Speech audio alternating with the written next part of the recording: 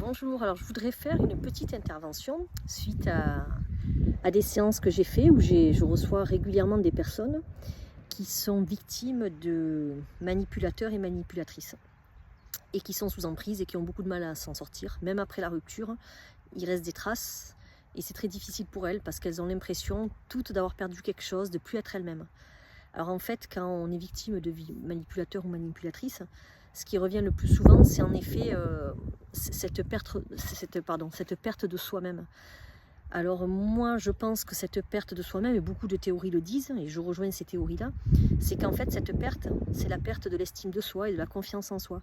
Parce que si vous avez été victime de manipulateurs ou manipulatrices, souvent ces personnes-là vous font comprendre, une fois qu'elles vous ont dans leur filet, qu'en fait vous êtes un moins que rien ou une moins que rien, que vous êtes nul, qu'à part eux personne ne vous voudrait. Vous voyez, il y a beaucoup de dévalorisation.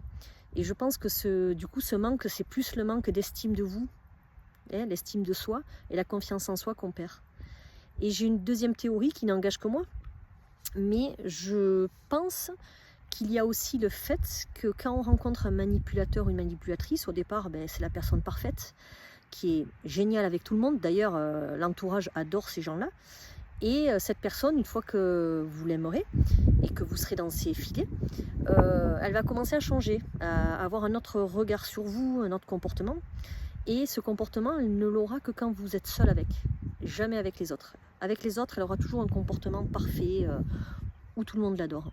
Et ce que je pense, qui n'appartient qu'à moi bien sûr, vous avez le droit de penser le contraire, mais je vous partage quand même mon idée, c'est qu'en fait, quand on pense avoir trouvé enfin l'âme sœur, quelqu'un qui est parfait au premier regard et dans les premières semaines, voire les premiers mois, et qu'on découvre que cette personne n'est pas exactement celle qu'on pensait parce qu'elle nous a bernés et qu'elle a été fausse avec nous, je pense que c'est très difficile de l'admettre et que quelque part, les personnes qui sont victimes de ces manipulateurs et manipulatrices ne veulent pas en fait se rendre compte qu'ils se sont fait avoir et que non, c'est pas la bonne personne. Ils veulent se convaincre que si, c'est la bonne personne, elle va changer. D'ailleurs, ils vont réussir à la faire changer, ils en sont certains. Et voilà, je pense à cette théorie que les personnes qui tombent amoureuses de manipulateurs ou manipulatrices sont tellement persuadées que c'est le bon parce qu'ils veulent réellement que ce soit le bon ou la bonne personne. Ils ont vraiment envie d'avoir choisi la bonne personne pour fonder une famille ou pour continuer leur vie avec, qu'elles ne voient pas le mauvais côté et elles rentrent probablement dans un déni où elles voient rien en fait. Elles voient rien parce que pour elles, non, c'est pas possible, ça peut pas leur arriver, elles s'en seraient rendues compte. Surtout qu'on se rend compte, moi je m'en rends compte en tant que thérapeute, que beaucoup de personnes qui se sont fait avoir